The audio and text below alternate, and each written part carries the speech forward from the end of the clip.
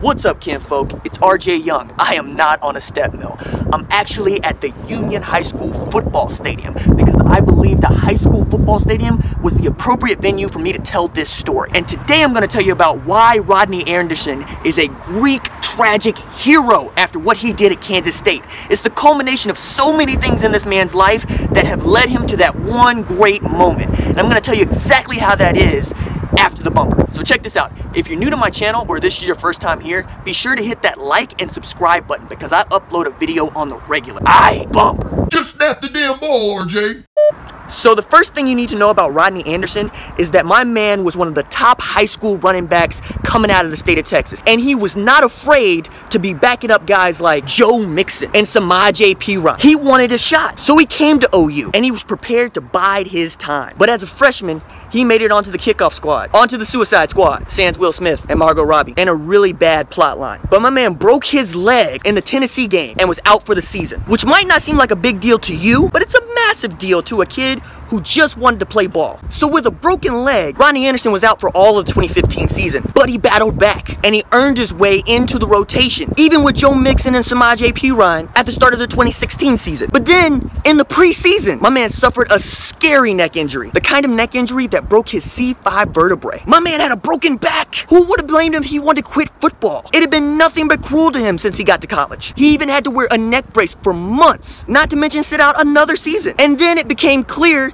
that OU was not going to wait on it. OU had Abdul Adams. It had recruited Trey Sermon. It had recruited Marcellus Sutton. But Rodney Anderson, he wasn't going to give up, man. He kept grinding. He knew that he went to a school where they don't rebuild. We just reload. And he said, forget it, I'm gonna give 100%. That's what I'm here to do. I'm here to play ball. I'm here to give everything I got to this. So at the start of the 2017 season, it looked like Rodney was gonna be the third string running back at best.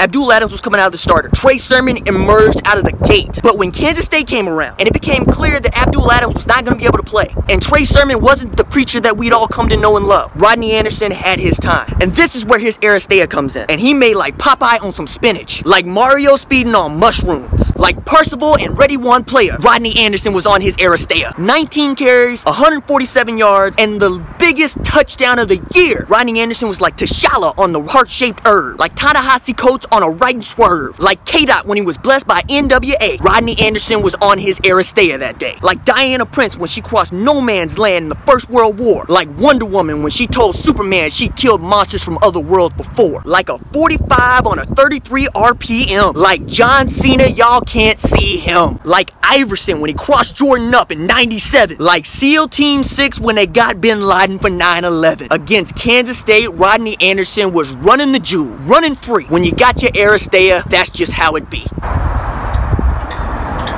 Aristeia is a word that comes from the Greek heroic literature term Aristos, meaning best. It refers to the soldier's highest moment of glory in war, when he fights so bravely and single-mindedly as to experience no fear and to appear nearly invincible. The Aristeia is an account or excursus which describes this moment of glory. It's the preeminent deed of one's particular hero, such as Diomedes in books 5 and 6 of the Iliad, or Achilles in books 20 and 22. It is the emotional state of a warrior in a fighting frenzy which borders on madness and may ultimately threaten the hero's own life, tempting him to overreach himself, even to forget which side he's fighting on and to fall into moral blindness.